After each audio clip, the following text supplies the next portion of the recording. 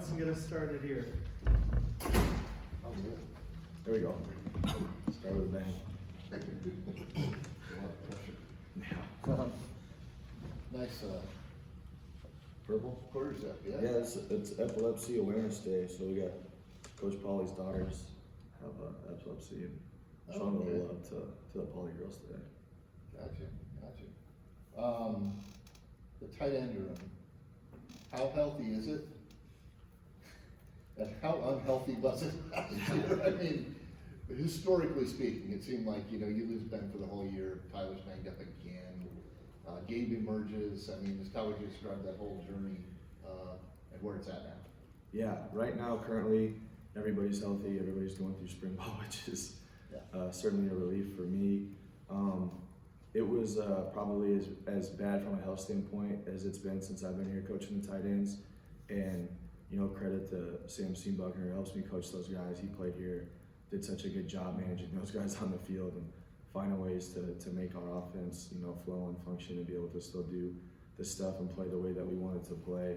It was really good to see Gabe step up. He played 1 million snaps for us last year, with special teams and everything he does. And he's one of those guys that gets better with the more you ask him to do, and probably would have asked him to do a little bit more if we didn't have some of the guys that we had playing when we had playing.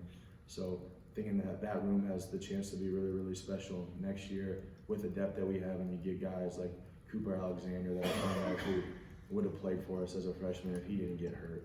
And then you got like walk-ons like Trip Walsh that are gonna come here, and he played meaningful snaps for us last year in critical situations and gets better every day. All those guys are probably as big and fast as they have been. And the benefit or the silver lining in those guys being hurt is they're able to spend a lot of time with Coach Kagi, who I think is really good. So those guys are pros. We had the highest GPA on the team again, no big deal there. So those guys do everything the right way, and they're a blast to be around. They're a lot of fun, and I can't say enough about how much I love those guys. They get the intelligence from you? They do not. They're a lot smarter than I am. Their GPAs are a lot better, but doesn't mean I don't hold them to a high standard and make sure they're doing what they need to do. But it's certainly not because of me.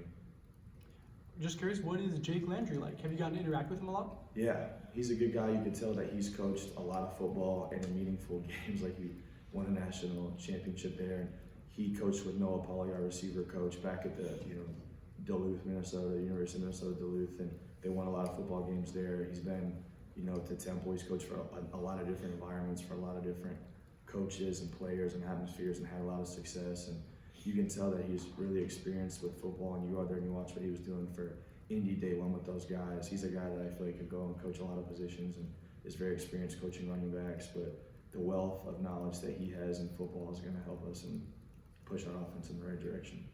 What's the plan from you for the wide receivers this spring? What would you like to see out of them or see them accomplish?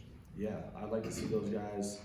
Obviously, there needs to be some growth and maturation process those guys need to have, but I want to see those guys compete. Like the best thing that Jaden and Jalen had, obviously they're really talented, but those guys were dogs. Like they were nose down.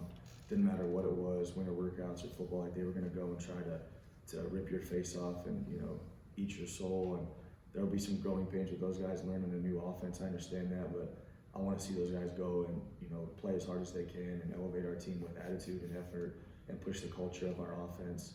And I trust Coach Pauly and Coach Steeples to get those guys ready in terms of knowing what to do in their fundamentals. But I think just from the growth of those guys continuing to raise the bar and understand that the standard in that room is really high, the standard of the offense is really high, and there's a responsibility that comes with that. We're going to play that we want to play, and we want to push the ball down the field with those guys. So they got to be able to show in practice they can catch those 50-50 balls and make contested catches versus our defense.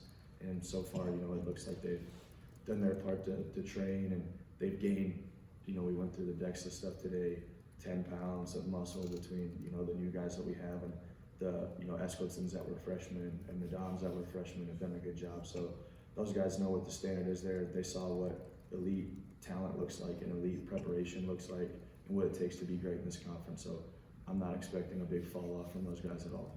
Obviously, have returners, but between how dominant those two guys were in the passing game, plus the two transfers, is Rocco and that group kind of starting at scratch from how to put it all together by next fall? Yeah, and Rocco, and I've been vocal about this, like he is like another offensive coach on our staff. Like he's the guy on Saturdays since we got back that's the coaches aren't there. He's there running practice and going through routes and going through all of our man beaters, zone beaters, our concepts, teaching it to those guys, and just getting the timing down, getting the feel for those guys and where they're at, and you know, showing those guys just like what an elite work ethic looks like. And this is the standard that we have on offense with those guys. So, you know, having Rocco and the experience that he has and just the work ethic and the competitor that he is, it rubs off on everybody. It makes us better as coaches and makes the players better. So having a guy like that at the top to trickle down through your offense, especially with new people, it's priceless. What is, I don't know if patience is the right word, but what's his part of that process when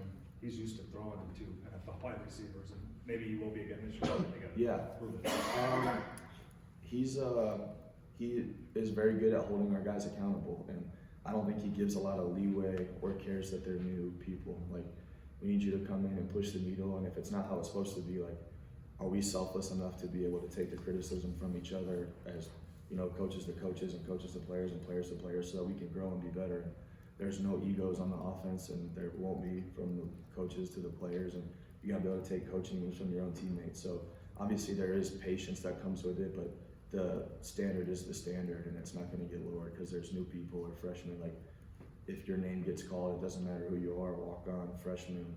We had to play a lot of people last year, but we're gonna do what we do to go help score points and win football games, and there's not a lot of leeway just because you're new. The expectation is when you're out there in the field, like, you know what you're supposed to do, and you execute at an elite level. You guys lose Hufford, you lose Travis. Give me a couple of guys that you think might compete for those spots this spring, and maybe one or two of the Helton twins even sneak into that mix. Yeah, they've both done a great job. Super talented young guys, and they love football. Like, those guys are around over in the meeting rooms all day, every day. It means a lot to them. They came from elite programs in high school, and they know what it takes to win football games. And Coach Clinton and, you know, Jackson Scott Brown have done a good job of elevating the standard of that room, and we can't be as good as we want to be on fourth down like we were last year if we don't have an elite center that can take care of those guards.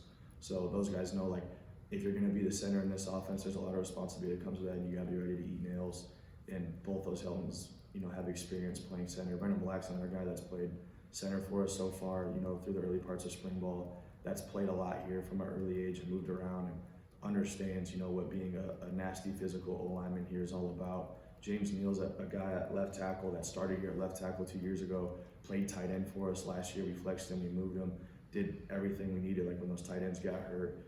And he's a guy that refuses to leave the indoor. Every time you walk in there, he's perfecting his craft somehow, some way, and really, really driven to be the best version of himself, and knows, like, what Tyler Miller's work ethic is. So, you know, those guys are all guys that I expect to step up and not, like, fill the shoes of those guys, but, like, how can those guys be better than the people that they're replacing? Because, like I said, with the wideouts, like, the standard is the standard, and we're going to be who we want to be, but they have to be at their best if we want to be good. You mentioned the Helton twins. Beyond like at other positions, some younger guys you think this spring will be pretty key for them to start maybe making their moves? Yeah, I think for the first time that probably in a long time we have some really good depth at the offensive line, and they do center school on Wednesdays with everybody that snaps, and there's 8 guys in there with our offensive line coaches there at 7, and then they do tackle school on Thursdays with the tackles, like, just to get, you know, those guys are out there doing extra reps, and it doesn't matter if it's Will Tompkins, who's a 17-year-old, you know, was a senior in high school a month ago. He's in there doing everything he needs to do. He's living upstairs with our nutritionist, making sure that he's eating the right stuff. Like, they're doing such a good job, and we have guys that were freshmen, like Rutledge is a guy that jumped off the tape yesterday. He's from, you know, Western Iowa. He's done a great job for us. Dontrell Holt's another guy that's done a really good job for us. Like, there's a lot of flexibility, and Coach Clayton's constantly moving those guys around, to see who can play in what spots, but I think it helps those guys learn the entire offensive line, because you never know when you're going to be the guy that has to go out there and be the tight end and some 14 personnel heavy stuff, or on goal line. You know, Jim Boniface has played a lot of football here too. He's a guy that's moved around, played some tight end stuff last year, has played center here, has played guard here. So the flexibility, I think, has allowed those guys to understand the whole picture. What about like other positions too, in addition to like the O-line, young guys? Yeah, I talked about Cooper Alexander. It's been really nice to have him back and be healthy. I think what he's going to bring to our offense will be a level of versatility that I think will help us be really successful from a receiver standpoint. I think Brett Eskelson is a guy that you saw play a lot as a true freshman. That's great on special teams. He'll be a guy that we can move around a lot on offense. And I mean, Chase Sewell is a guy that's done a good job turning heads in here. Xavier Townsend's a new guy that's done a really good job turning heads in here. That is another guy that won't leave the indoor. You know, quarterback Moberly's another guy that's killed it with the nutrition team upstairs. The quarterbacks don't ever leave the facility here either. The running back room has kind of spoken for itself. Like those guys, you know, it doesn't necessarily feel like they're juniors because they played a lot of football here, but that might be the best position group on our football team. And how can we challenge those guys to help us be dynamic on offense? Can we get Abu and Carson Hansen on the field at the same time? You know, Dylan Lee's another guy that looks incredible out there that's going to push the needle in the running back room. River Peppers is another guy that's done a really good job being a mid-year guy that jumped off the tape yesterday just with what he's able to do, the speed he's able to play with. And he's like, these mid-year freshmen don't look like mid-year freshmen to us. So Aiden Flora played in the bowl game against Miami, had some really good stuff. He's a walk-on freshman that played against Miami last year in bowl game, helped us win the game. So that running back room should be super dynamic. I try to put a lot of pressure and heat on those guys because for us to be our best on offense, and I keep saying this, but you know, the running back and the tight end room is where we have all of our experience coming back. So if we're going to be good on offense, like those guys are going to have to have great years for us, and they know that, and they're going to have to prepare like that every day. Coach, there's been a few guys nationally have kind of floated, and you have a lot of opinions, so I wanted your thoughts on this, but kind of floated playing other schools in spring scrimmages. What were your thoughts on kind of seeing those quotes from Mike Gundy and Coach Sanders at Colorado? Yeah, I love it. I mean, I'm a competitor. I like to play as much as I like to go against Coach Haycock for 15 days in a row. It's actually not super fun at all because he's so good at what he does, and the defensive coaches and the players are so talented, and it's fun to go out there. It doesn't matter if it's like Coach Vite at Cincinnati, who's a good friend. Like, it's fun to compete against people. Like, doesn't matter if it's Rocco and Gall for the tight ends and our Bachelor Fantasy League. So I think it would be awesome to go play someone else in spring and be able to keep it really basic with your base stuff and not feel like you have to scheme so much. But it's a great time to get like your young guys reps, and you might not even have to play some of those older guys, but to be able to go scrimmage and, you know, get against some different looks and let your young guys go and get their face pounded in a little bit would be good for everybody, because losing and stepping out of your comfort zone, I think, is one of the best ways to grow. And after 15 practices, it can be hard to do that here at times. Coach Campbell does a good job of making it nuts, but I think that would be fun to do for sure. Before the Pop-Tart Bowl, you mentioned how a loss or a win to end the season can affect the momentum going into the offseason. Just coming off of that win, just what have you noticed in terms of preparation or just how it's affected offseason so far? Yeah, I think it was interesting for me to see because this new recruiting schedule, we were gone all of January, so you didn't get this. We went from the bowl game and then came back and didn't get to be around really our guys until February. So the only time I would really get to see them is when I would just try to watch them on Saturdays up top, and I guess I was kind of blown away with the work ethic those guys were able to come back with. But like I told you guys before, like, we won 11 games last year, and I don't think any of us saw that as a fluke. Like, the expectation here is that we're going to find a way to elevate the standard and win 11 games again, win 12, 13 games again, whatever it takes. But the habits have to reflect the mission, and you can't win championships without championship habits. So there wasn't, as late as the season went for us, I think we were all still upset about how the Big 12 championship game went. Like, I picked up confetti off of the field and I keep it in my office and I look at it every day, as cool as as cool as the Pop-Tart Bowl was. And it was great to end with a win, and happy for, our seniors to send them off with a win. But I think there's a bad taste in everyone's mouth from just how we showed up and played in the Big 12 championship game. And we can't get to that level and get on that stage and do that again. So I try to remind those guys of that, and I don't have to a ton because the seniors do a good job of leading those guys and holding those guys accountable. But it has created some momentum for us, but it's raised the standard of what Iowa State football looks like for those guys, and they better match the work ethic or you're going to get exposed here. All right, I think we're ready for the players out there. Thank you, Coach. Hey, when are you guys